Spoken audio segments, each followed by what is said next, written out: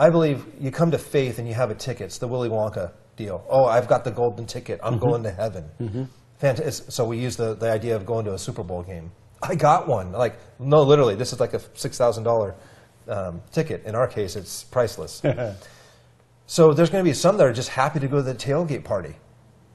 I'm exposed to the culture. I'm at church. I'm not engaged. I'm here, though. I'm in. I look like one of them. Right. Then I'm in the stadium. Now I'm sitting in the stands. You're exposed a little bit more. You're a little bit more closer. Maybe you're sitting a little bit closer at church. Maybe you're serving a little bit. But then it gets to the point where you're down on the field and you're actually putting on a uniform. But you're still not in the game.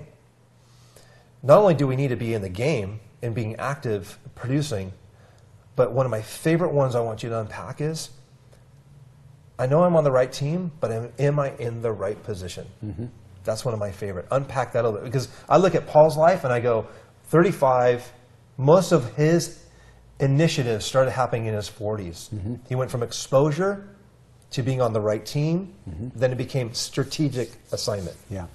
And no, I would argue, as you've heard me over the years say, that beginning point is like being scholarshiped into a great school and being a freshman redshirt and saying, boy, I'm here.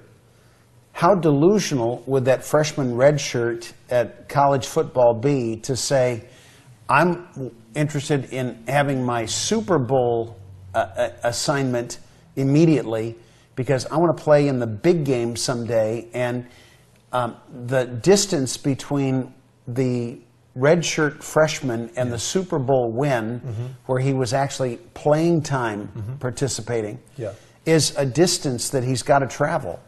There's a good chance he could get there, but he's got to go through the journey.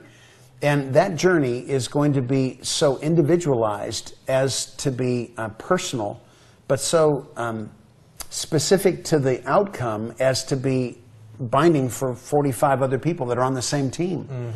And that journey is going to continue to narrow the focus. The first question he's got to ask when he is redshirted is, what position does he aspire to? I would argue that we've seen a lot of people playing in a championship final game who are not in the same position that they played when they were redshirt freshmen in college. That maturity brings you to a discovery of how your best contribution will occur. And though he knew everything he could know as a freshman, that the learnings that go from there to the Super Bowl are extraordinary. And so one of the things that we're going to be unpacking through the Masters Online experience is to go from that early stage, I'm here, I'm available, I think I'm destined for the Super Bowl. That's great. We believe that too. But let's find out, offense or defense, line or backfield. Are you more likely the guy who's going to play in the early quarters or the latter quarters? Where is it that you're going to make your most impressive contribution, that player of the game could be possible when you finish your performance? Anything short of that is less than you should be aspiring to, because the God of heaven made you for a specific contribution that is going to be uniquely yours. But what's true of every single player there?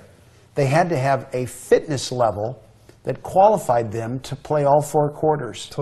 And this 4-month experience that we're finishing up this month has been about addressing the question, what physical condition must I have to make it all the way to Super Bowl? What intellectual condition do I need to foster to make sure that the wisdom that goes with my knowledge is what I need to have?